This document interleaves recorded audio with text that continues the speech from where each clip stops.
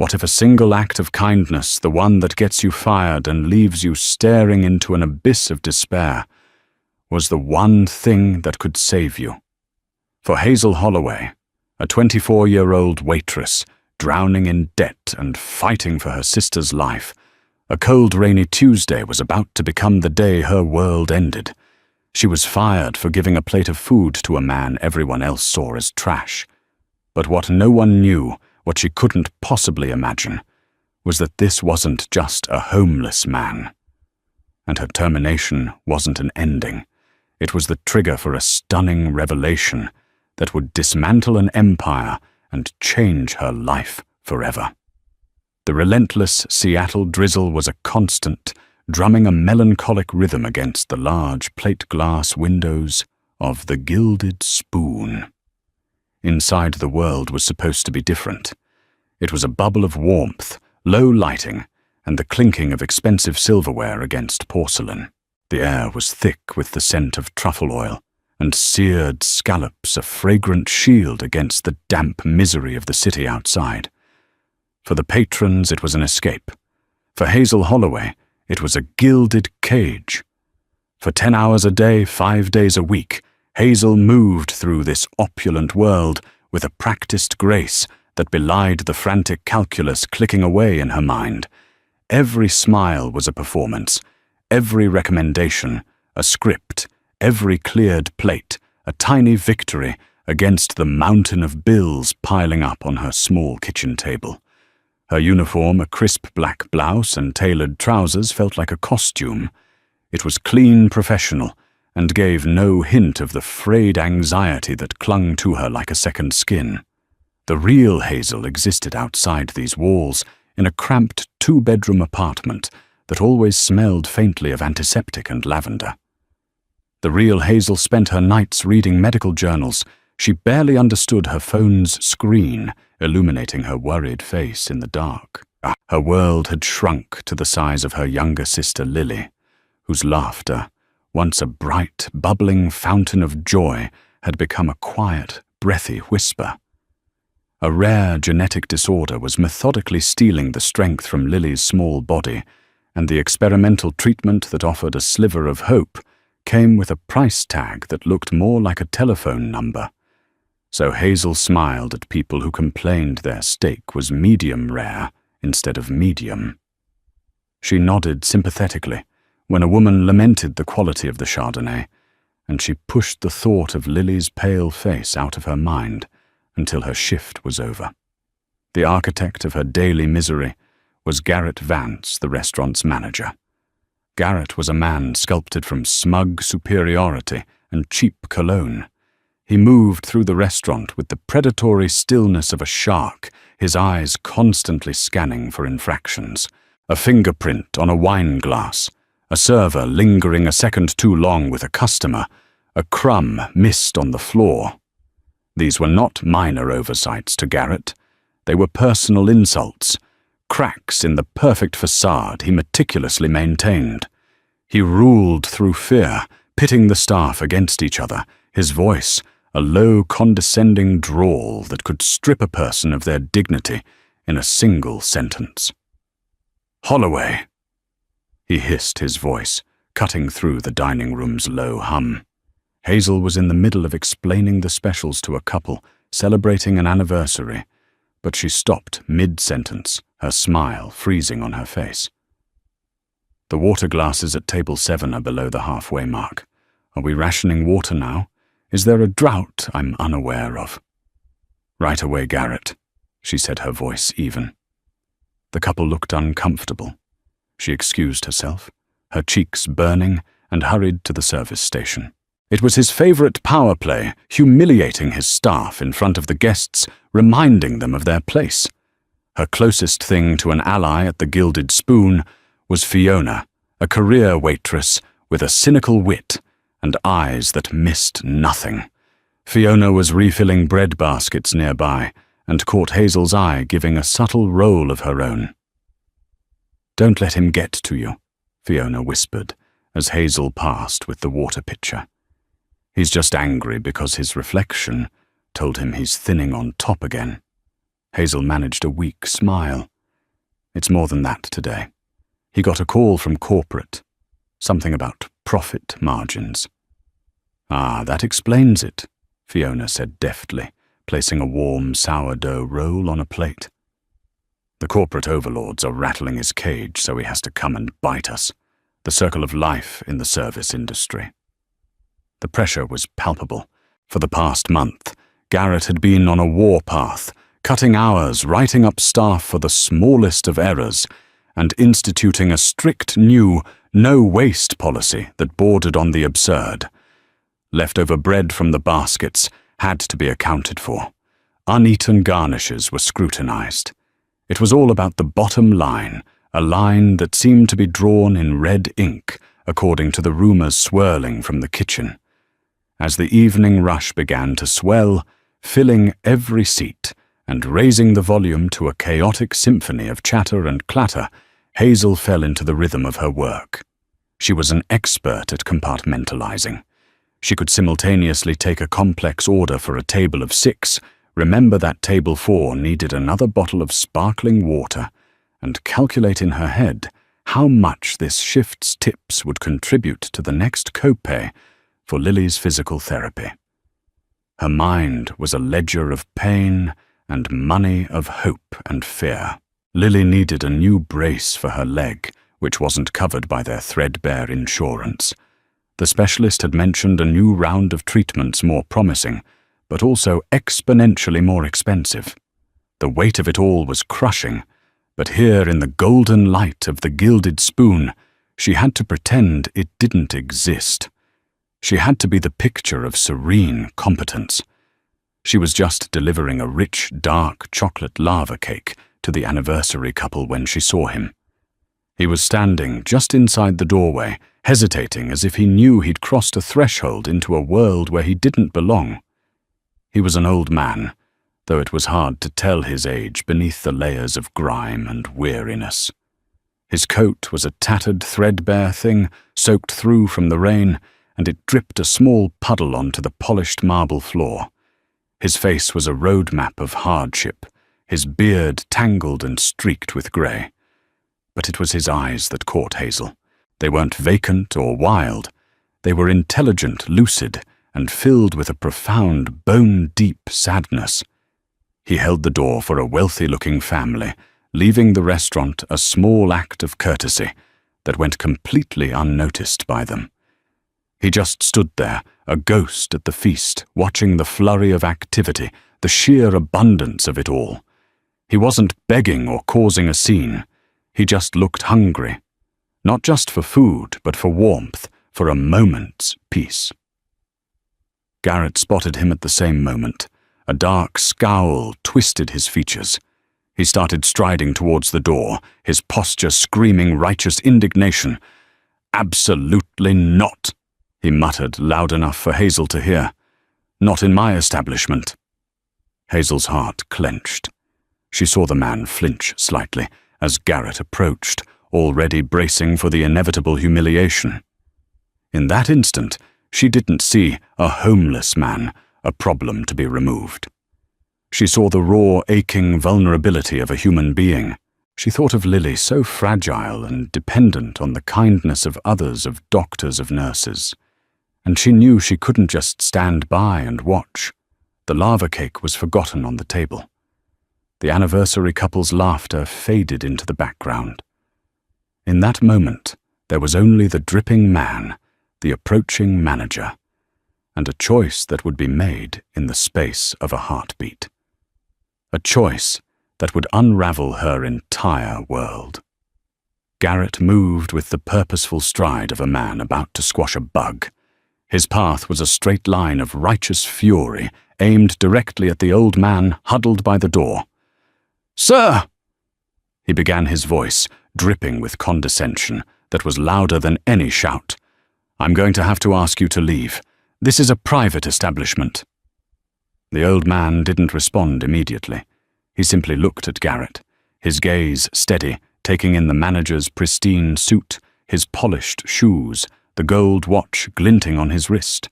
He seemed to shrink a little under the weight of Garrett's stare, clutching the lapels of his sodden coat.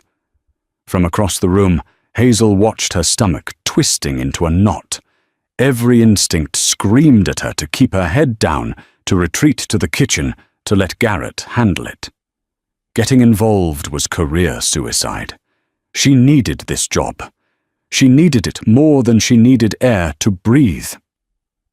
Lily's face flashed in her mind, pale, tired, but always managing a small smile for her big sister.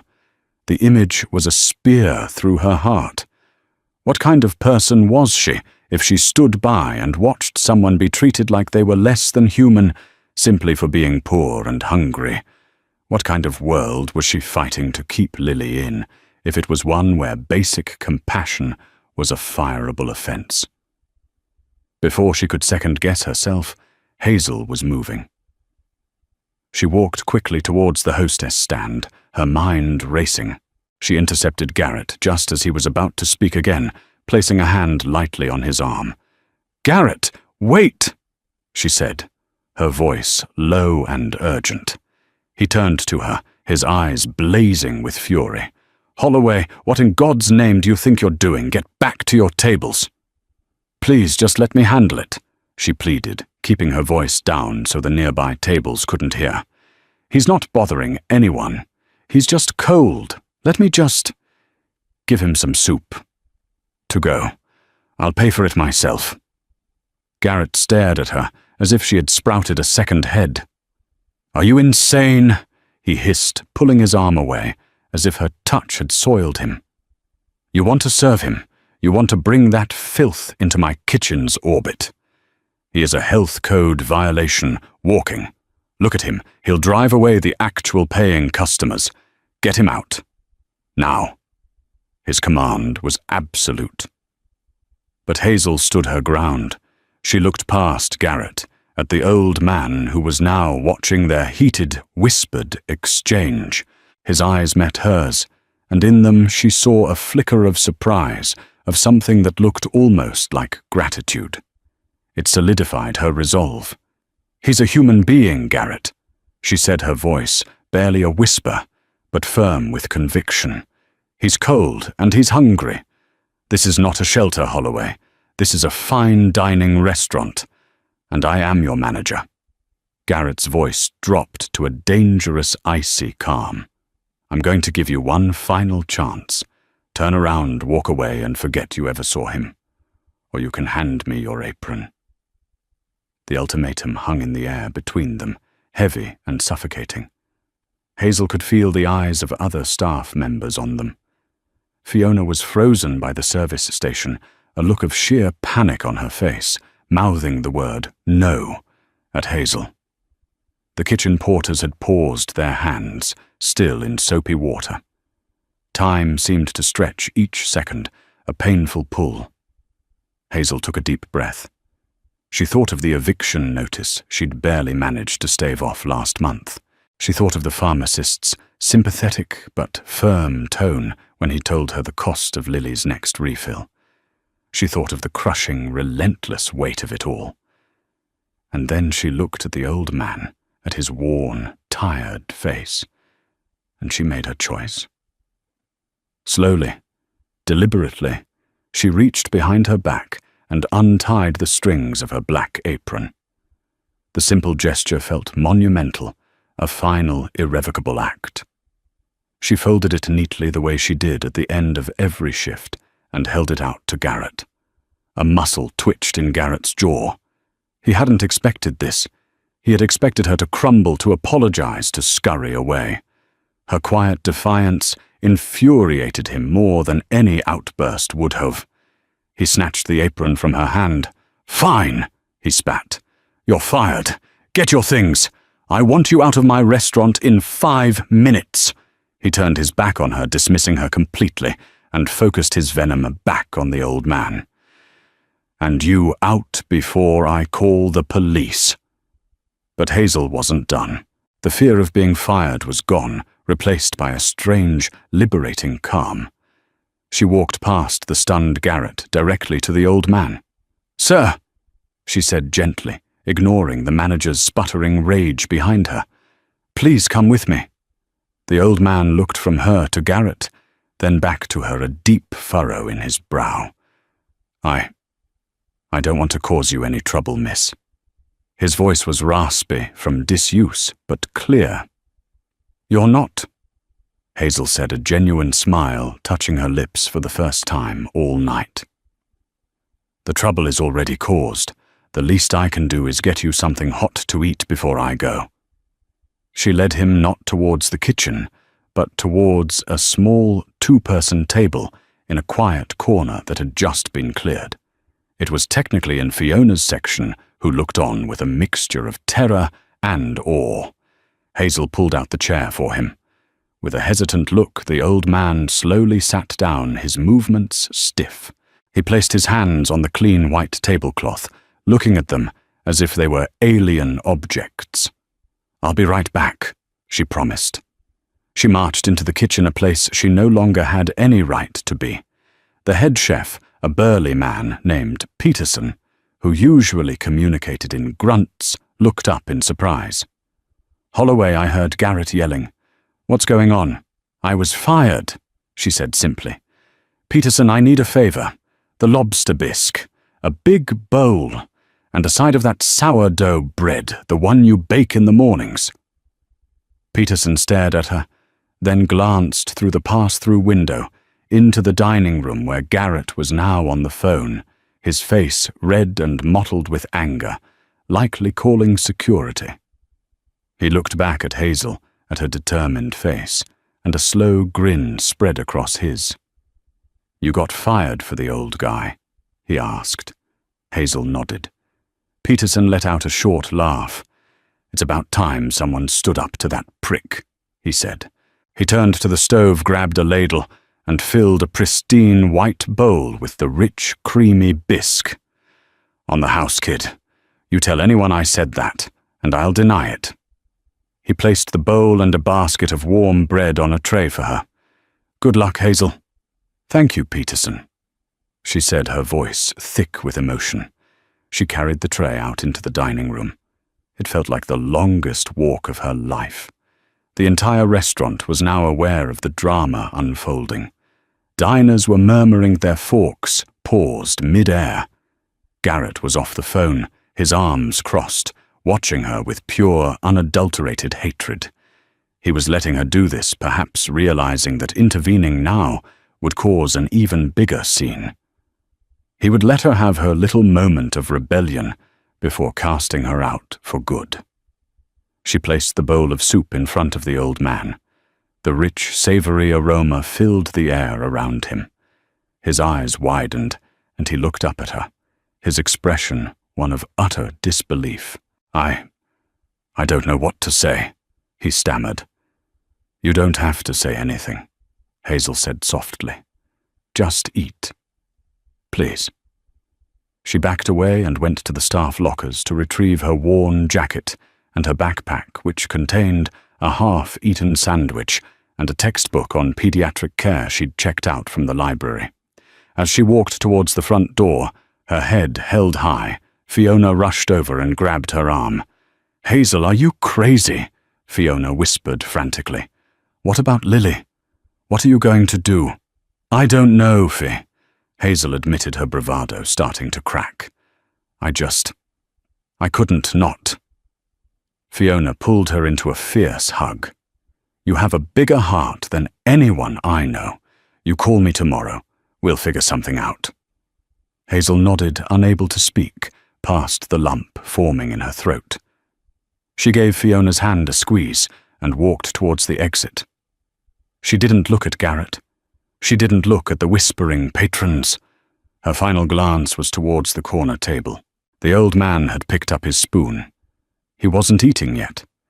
He was just watching her, his sad, intelligent eyes following her every step. He gave her a slow, deliberate nod. It was a gesture of respect, of acknowledgement. Then Hazel pushed open the glass door and stepped out into the cold, unforgiving Seattle rain, jobless and terrified, the gilded warmth of the restaurant fading behind her. The walk home was a blur. The drizzle intensified into a downpour, soaking through Hazel's thin jacket in minutes, but she barely felt the cold. Her body was numb, running on a cocktail of adrenaline and rising panic. The city lights smeared and bled together through the rain on her eyelashes. Each step on the slick pavement echoed Garrett's words in her head. "You're fired. Get out." What have I done? The question hammered at her with the force of a physical blow. It wasn't just a job. It was Lily's lifeline. It was the rent money, the grocery money, the co-pay for the medication that kept her sister's pain at a manageable level. The quiet dignity she had felt in her act of defiance was rapidly evaporating, replaced by the cold, hard reality of her situation.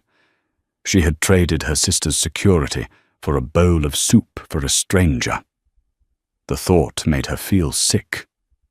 When she finally reached her apartment building, a run-down brick walk-up on the edge of a gentrifying neighborhood, she fumbled with her keys, her hands shaking.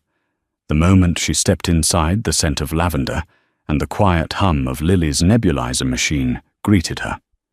It was the scent of home, of responsibility. And tonight, it smelled like failure. Lily was asleep on the couch, wrapped in a thick quilt, a book open on her chest.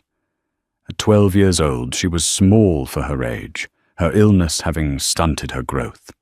Her face, even in sleep, was pale, with faint blue shadows under her eyes. But she looked peaceful. Hazel stood there for a long moment, watching the gentle rise and fall of her sister's chest. A wave of love so fierce it was painful. Washed over her followed immediately by a tsunami of guilt. She quietly slipped into her own room, a space barely large enough for a bed and a dresser. Sinking onto the mattress, she finally let the tears come. They were silent, hot tears of fear and regret. She pulled out her phone, the screen glowing ominously in the dark. She opened her banking app. The number she saw was laughably small. It wouldn't even cover half of next month's rent, let alone the specialized dietary supplements Lily needed. She scrolled through her contacts, and her thumb hovered over Fiona's name. She wanted to call to hear her friend's pragmatic, reassuring voice, but she couldn't. What could Fiona say? It would just be a burden on her. Hazel closed her eyes, pulling her knees to her chest, feeling utterly and completely alone. Sleep wouldn't come. Her mind was a carousel of worst-case scenarios: eviction, Lily's health declining, having to move into a shelter. The gilded spoon, for all its toxicity, had been a rock. A horrible, soul-crushing rock, but a rock nonetheless, and she had just thrown it away. Meanwhile, across town, in a penthouse apartment that overlooked the glittering expanse of Puget Sound, the old homeless man ceased to exist. He had been shed like a skin in the heated garage of the most exclusive residential tower in Seattle. The tattered coat, the grimy clothes, the worn-out boots, they were all placed in a biohazard bag by a man in a sharp suit. Sebastian Thorne stood under the scalding spray of a rain shower, the water sluicing the grime and the stench of the streets from his skin. He scrubbed his hands raw, not just to get them clean, but to erase the feeling of helplessness, of invisibility. As the water ran down the drain, he felt the anger begin to solidify from a nebulous cloud of disgust into a hard, sharp diamond of purpose. When he emerged from the bathroom, wrapped in a thick Turkish cotton robe, another man was waiting for him in the vast, minimalist living room. This was Arthur Pembroke, Sebastian's advisor-lawyer, and the closest thing he had to a friend. Arthur was a man in his late 60s, with a neat grey beard and sharp, concerned eyes. He held a glass of single malt scotch. "I trust your little excursion was enlightening," Arthur asked, his tone dry. He handed the glass to Sebastian. Sebastian took a long sip, the smoky peat of the scotch, doing little to calm the fire in his gut. "Enlightening doesn't begin to cover it, Arthur." He walked over to the floor-to-ceiling windows looking down at the city lights. From up here it looked so orderly, so beautiful. A complete lie. I assume you're referring to more than just the quality of the city's shelters, Arthur prompted gently. I went into a restaurant tonight. The Gilded Spoon. Sebastian said, his voice low. Arthur's eyebrows shot up. The one owned by Sterling Restaurant Group 1 of our potential acquisition targets. The very same, Sebastian confirmed grimly. I wanted to see it from the ground up.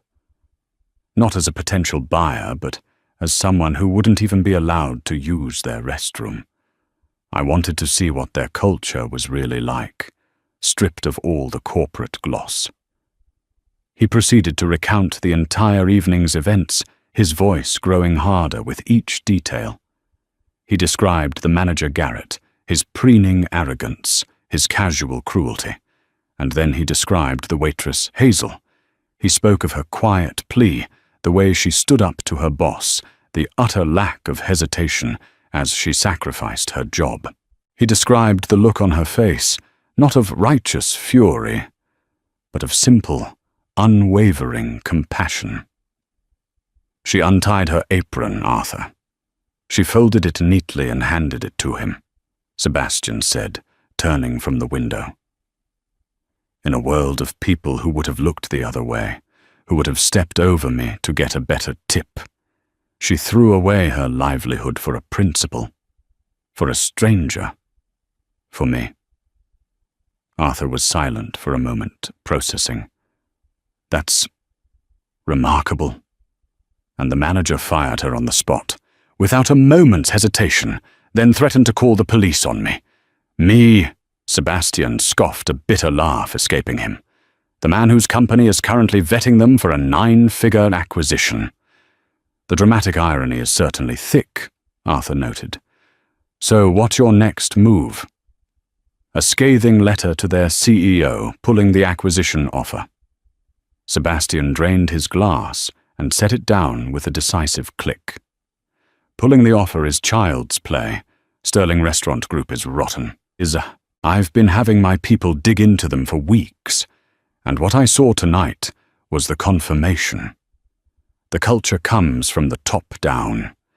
Garrett Vance isn't an anomaly. He's a symptom. They squeeze their suppliers, they exploit their staff. Their health and safety record is a joke, masked by expensive lawyers. They're a cancer. He paced the room, his mind working the pieces, falling into place. For months, ever since his wife Evelyn had passed away, he'd been adrift. He'd built his empire, conquered the financial world, but it all felt hollow. Evelyn had been his conscience, his true north. Before she died, they had been planning their foundation, a legacy of giving back. Her death had stalled him, left him cynical and disillusioned. He saw grasping, sycophantic hands everywhere he looked. He'd started these undercover walks to try and find a spark of what she used to call the stubborn, beautiful decency of ordinary people. Tonight, he had found it. I'm not just pulling the offer, Arthur, Sebastian said, his eyes alight with a cold fire. I'm going to dismantle them. I'm going to use the information my team has gathered, combine it with a formal complaint from my undercover persona, and I'm going to expose every rotten corner of that company to the light. And I'm going to start with the Gilded Spoon. Arthur looked intrigued. An interesting, if aggressive, strategy. And what about the girl, the waitress, Hazel? Sebastian paused. His anger softened for a moment, replaced by a look of profound respect. Her, he said softly. She's the point of all this. She's the proof that it's not all rotten. People like her are the ones we're supposed to be building a better world for. He walked over to his desk where a file lay waiting. He opened it. Inside were documents, medical reports, financial statements. It was the file on Lily Holloway. You've been investigating her, Arthur asked, surprised. "When you told me about the potential acquisition of Sterling, I had my team do a deep dive, not just on the company, but on its employees. Random sampling. I wanted to know who we were taking on. Her name came up. A model employee with a heartbreaking personal situation. Her sister's medical file. It's grim, Arthur. She's fighting for a life. That girl wasn't just being kind tonight. She was being brave on a level I can scarcely comprehend. She put her sister's future on the line for a stranger." He tapped the file. "Evelyn would have loved her. This is what the foundation is for. It's not about writing big checks to established charities. It's about finding the pressure points. It's about finding the Hazels of the world." "So what's the plan for her?" Arthur asked. A slow smile spread across Sebastian's face. It was the first genuine smile Arthur had seen on his friend in almost a year. "Oh, I have a plan," Sebastian said, "and it's going to be so much more satisfying than just buying a restaurant." He looked back out the window at the sleeping city. For Hazel Holloway, it was the darkest night of her life. For Sebastian Thorne, it was the dawn of a new, ruthless, and ultimately redemptive crusade. And Hazel was about to be at the center of it all. The next morning, Hazel woke to the same oppressive grey light, but with a new and terrifyingly tangible sense of dread. The events of the previous night hadn't been a bad dream. Her uniform apron wasn't hanging on its hook. Her bank account was still perilously low. The silence in the apartment was deafening, broken only by the hum of the refrigerator and the frantic beating of her own heart. She forced herself through the motions of a normal morning. She made coffee she couldn't afford, staring out the window at the people bustling below on their way to jobs they still had. She checked on Lily, who was awake and reading her frail body propped up by a mountain of pillows. "Morning, Hayes." Lily said, her voice a little stronger today. "Did you sleep okay? You were so quiet coming in." "Slept like a log," Hazel lied, forcing a bright smile. "How are you feeling?" "Okay, my leg is a bit achy," Lily said, patting the brace she wore. "Did you bring any leftover fancy bread from the restaurant?" The simple, innocent question felt like a punch to the gut. Hazel's smile faltered for a fraction of a second. "Oh, sorry, sweetie. It was a crazy night, I forgot. I'll make us some pancakes. How about that? The special ones with the chocolate chips." Lily's eyes lit up. "The specialist," Hazel promised, her heart aching. The chocolate chips she'd been saving for a special occasion would have to be it. She spent the day in a feverish, desperate haze, applying for any and every service job she could find online. Diners, coffee shops, hotel bars. She sent out dozens of applications, each one feeling like a message in a bottle tossed into a vast, indifferent ocean. With each click of the submit button, her hope dwindled. Being fired with cause from a place like the Gilded Spoon would be a red flag for any potential employer in the city's tight-knit hospitality scene. Garrett would surely give her a scathing reference if he bothered to give one at all. By late afternoon, despair was beginning to set in. She was sitting at the kitchen table, her head in her hands, when a sharp knock echoed through the apartment. It wasn't the gentle tap of a neighbor. It was firm, official.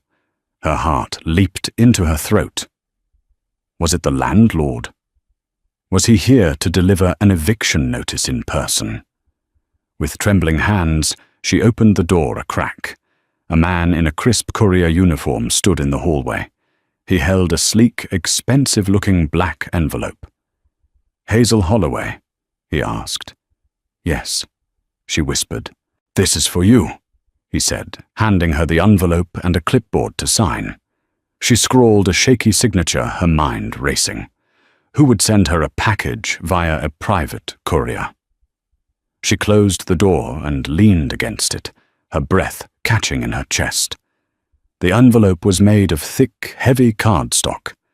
There was no return address, only her name and address printed in elegant, sharp typography. With a sense of foreboding, she tore it open. Inside was a single sheet of heavy cream-colored paper. It was a letter, but not a personal one. At the top was the letterhead of a prestigious-sounding law firm, Pembroke, Finch and Associates. The letter was brief and formal. It requested her presence at their downtown offices the following morning at 10:00 a.m. sharp for a meeting regarding a matter of significant professional and personal importance. It mentioned that all her time, including travel, would be compensated. At the bottom was a typed name, Arthur Pembroke, Senior Partner. Hazel read it 3 times. Her blood ran cold. A law firm. Garrett. He was suing her. Of course, he was suing her for defamation or for causing a scene or some other trumped-up charge to ruin her life completely. The compensation was just a trick to get her in the door. The sheer vindictiveness of it was breathtaking. She sank onto the couch, the letter trembling in her hand. This was it. This was the final nail in her coffin. She was not only jobless, but she was about to be buried under a mountain of legal fees she could never hope to pay. That night she barely slept a wink. She imagined standing in a courtroom with Garrett on the stand, painting her as a hysterical, insubordinate employee who endangered the business. She pictured the smug look on his face. She felt sick with a fear so profound it was paralyzing. The next morning, she put on the nicest clothes she owned, a simple black dress and a worn cardigan, and took the bus downtown. The offices of Pembroke, Finch and Associates occupied the top 3 floors of a gleaming skyscraper that scraped the clouds.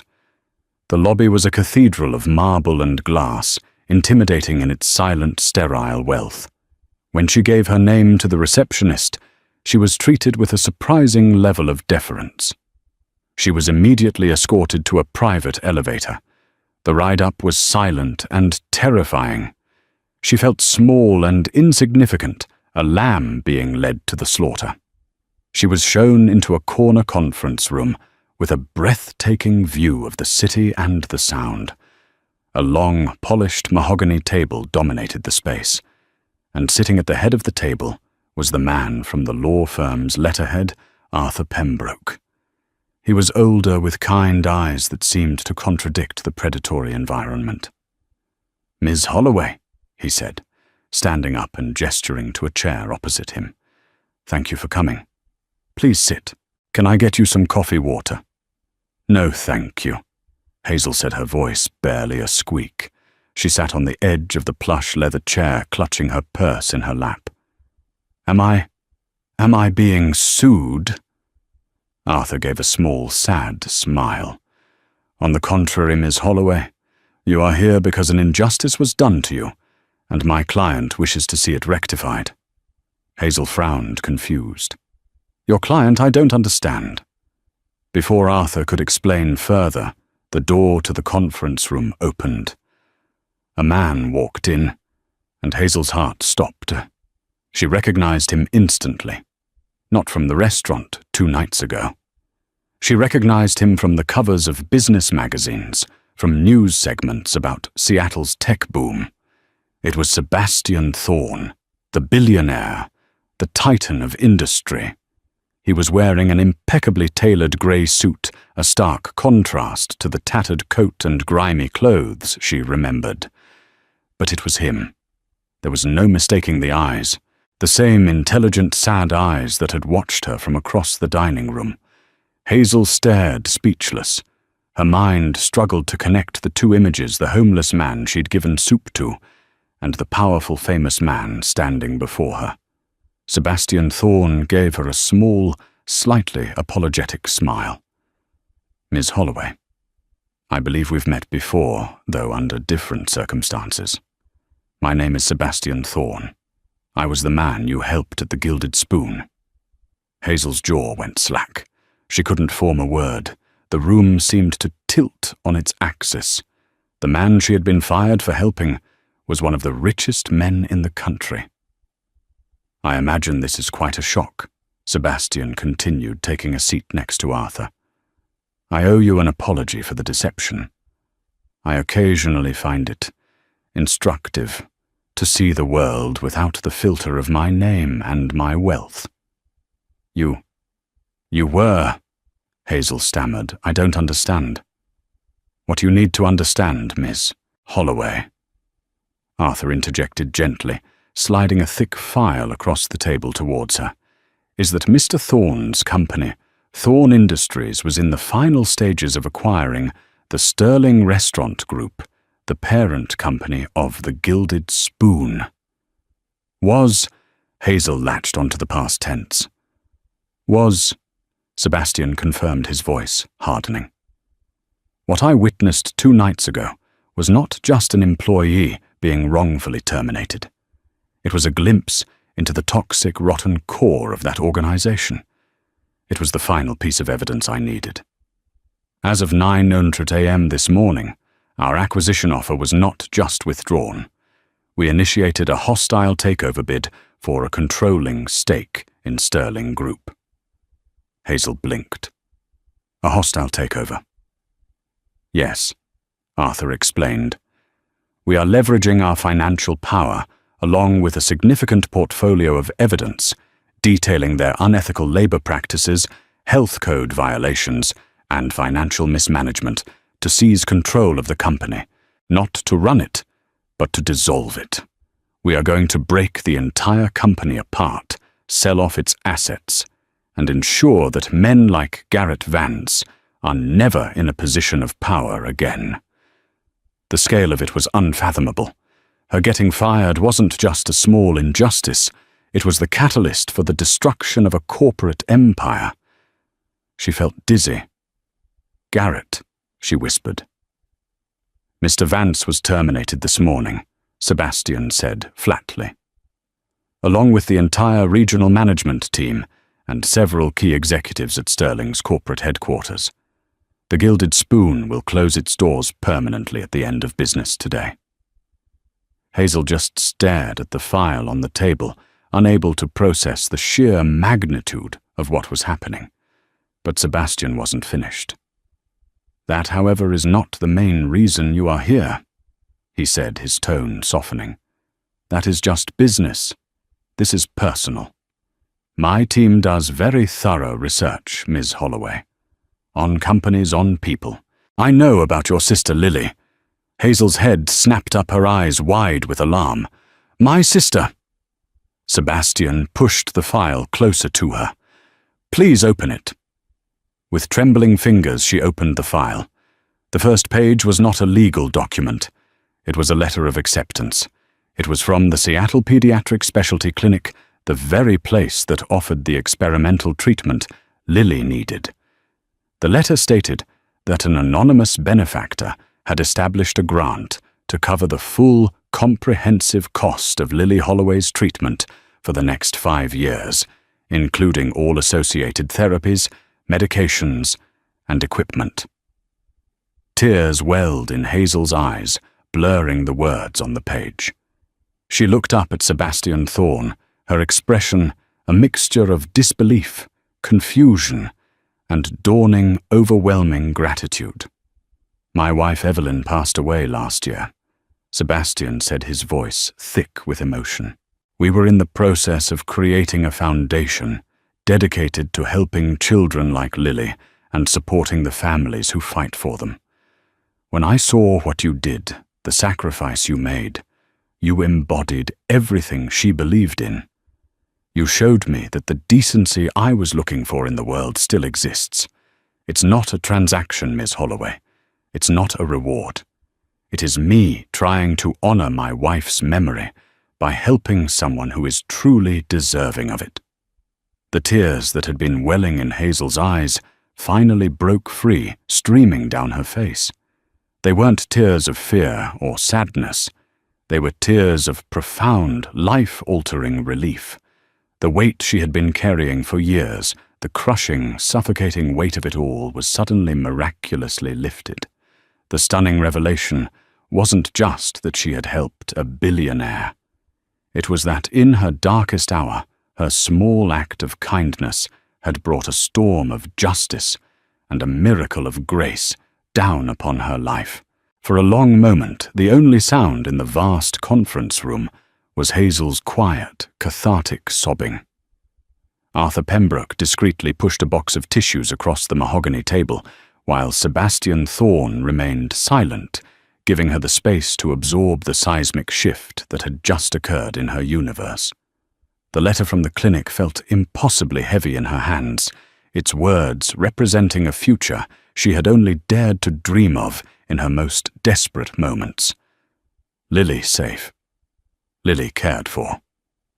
The two most important things in her world, secured not by her own frantic striving, but by an act of grace from a man she had mistaken for a vagrant.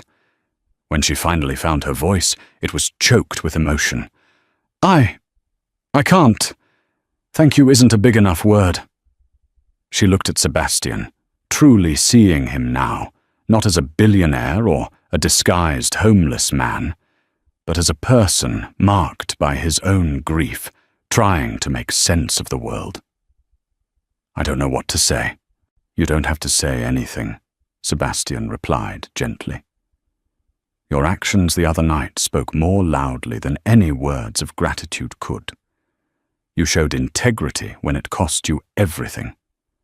That is a rare and valuable thing, Miss Holloway. Far more valuable than the price of a restaurant chain. Hazel wiped her eyes, taking a shaky breath. The initial shock was beginning to recede, replaced by a dizzying sense of possibility. So, the gilded spoon is gone. It will be by tomorrow, Arthur confirmed, taking the lead again. The assets will be liquidated. The employees, unlike those in Sterling's usual layoff procedures, will all receive a generous severance package funded by us to help them transition. All except Mr. Vance, of course. We've already spoken to several other staff members, including a Ms. Fiona Riley, who gave a very colourful and corroborating account of the events. A small, genuine smile touched Hazel's lips at the thought of Fiona getting the last word with corporate. She's a good friend. Indeed, Sebastian said. Which brings me to the second reason you're here. The first was to deliver the news about your sister. The second is a proposition. Hazel's brow furrowed. She had assumed this was the end of it. He had saved her sister, destroyed the man who wronged her. What more could there be? She braced herself, a part of her, expecting him to offer her a restaurant to manage or a check with an absurd number of zeros. The thought made her uncomfortable. She didn't want to be a charity case, a project. People in my position are surrounded by sycophants. Ms. Holloway. Sebastian began, his tone becoming more businesslike, though the warmth didn't leave his eyes. They tell me what they think I want to hear. They agree with my every idea. It's isolating. It also makes for terrible business and even worse philanthropy. My late wife was the only person who would tell me without hesitation when I was being an idiot. He paused, a flicker of pain crossing his face before he composed himself. The foundation I mentioned, the one that is funding Lily's care, is not just a name on a letterhead. It's real. It's called the Evelyn Thorne Foundation for Pediatric Wellness, and I am formally launching it next month. He leaned forward, his gaze direct and serious. I am not going to offer you a restaurant. I don't think that's where your talents lie.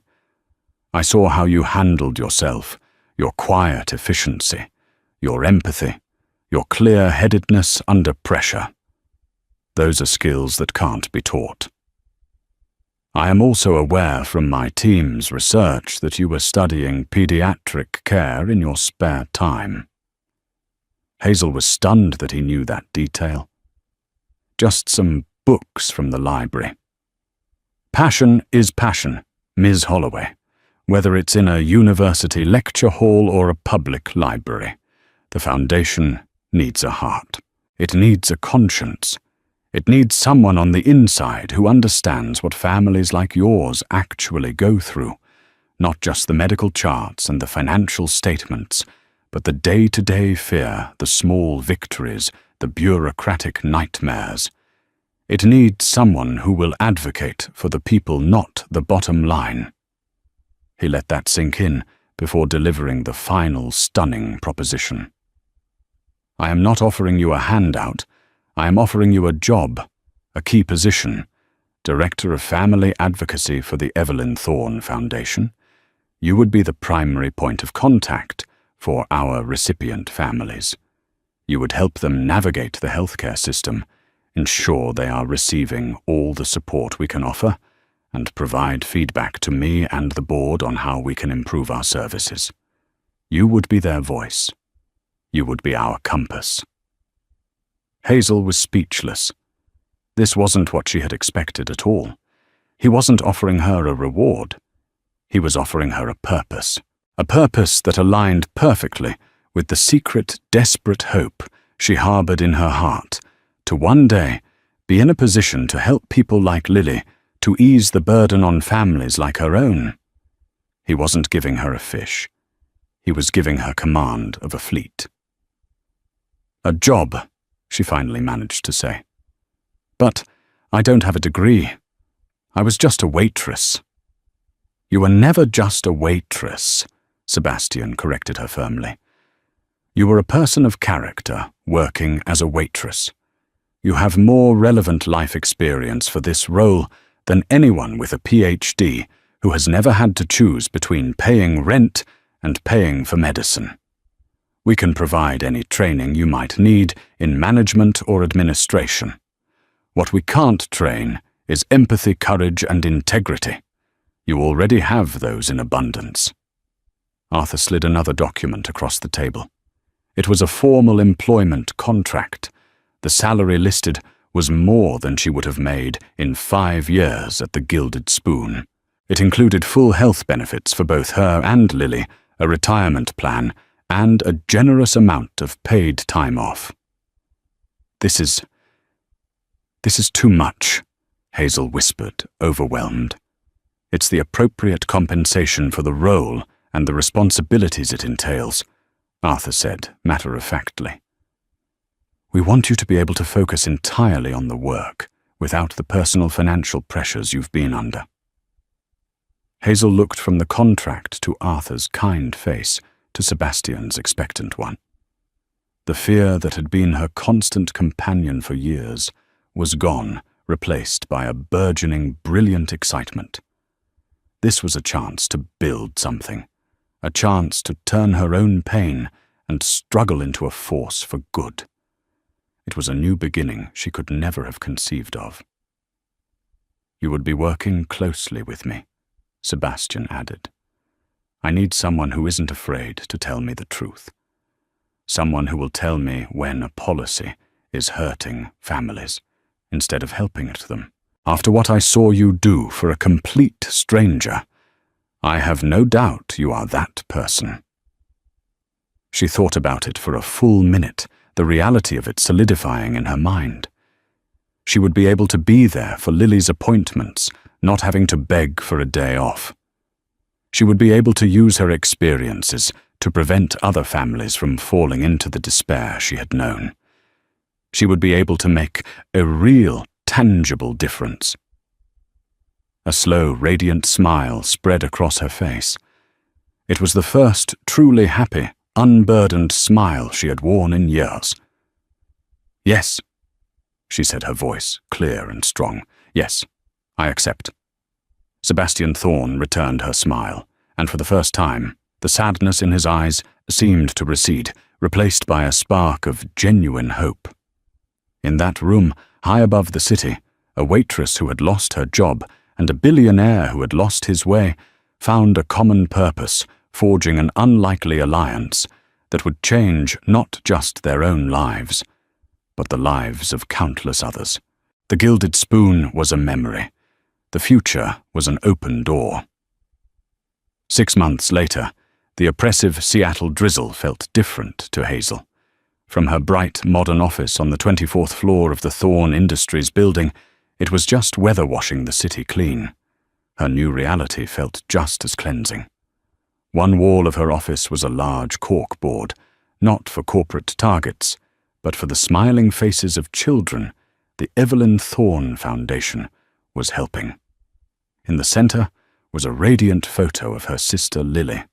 The foundation's support had been miraculous. Lily was thriving the experimental treatments, giving her back the energy and laughter that her illness had stolen. She was back in school part-time, her walk confident, her future bright. The crushing weight of her care was gone, replaced by the security of knowing she was in the best possible hands. This peace allowed Hazel to transform. The anxious waitress was gone, replaced by a confident director of family advocacy. She poured her past struggles into her new role, becoming a fierce and empathetic champion for families navigating the terrifying labyrinth of pediatric illness. Her relationship with Sebastian Thorn had solidified into a powerful professional partnership. She was his conscience, the grounding force he needed. In their regular meetings, she was unafraid to challenge him, pushing for more holistic support, not just covering medical bills, but helping families with the cascading crises of lost wages or housing insecurity. He listened, trusted her judgment, and approved her proposals. He saw the tangible results of his wealth, not in spreadsheets, but in the photos on her wall, and the gratitude in the letters they received.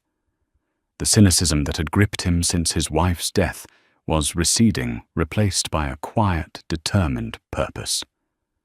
The ripple effect of that single act of defiance continued to spread. The story of Hazel's firing and the subsequent implosion of the Sterling Restaurant Group became an industry legend, prompting other companies to reevaluate their own practices. Fiona, her old friend, used her generous severance to go to college, while also working part-time for the foundation. Her cynical wit now aimed at coordinating joyful family events. One evening, Sebastian stopped Hazel by the elevators. "I heard from Peterson," he said, a smile on his face. "The chef from the Spoon. He used his severance to open his own little bistro across town." Hazel's eyes widened. "Really? He wanted me to thank you," Sebastian continued. "He said you reminded him what it was all about. He's calling it the kind spoon." Tears welled in Hazel's eyes. It was perfect.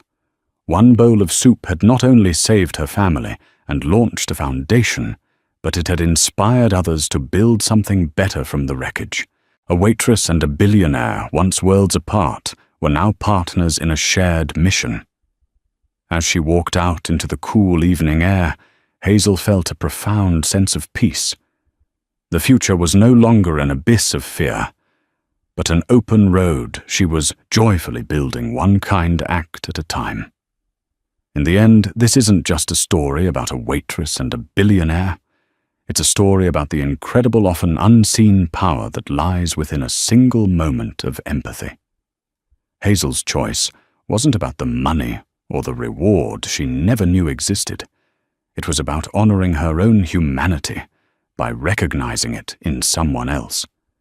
It reminds us that our true character is revealed not when things are easy, but when we have every reason to look away, yet we choose to act. The world can often feel like the gilded spoon, cold, transactional, and valuing profit over people. But stories like this prove that compassion is the real currency. It's an investment that can yield returns we can't possibly imagine, creating ripples of positive change that can dismantle empires and build legacies. If this story moved, you please help us spread its message by hitting that like button, sharing it with someone who needs to hear it, and subscribing for more stories that find the extraordinary in the ordinary. Thank you for watching.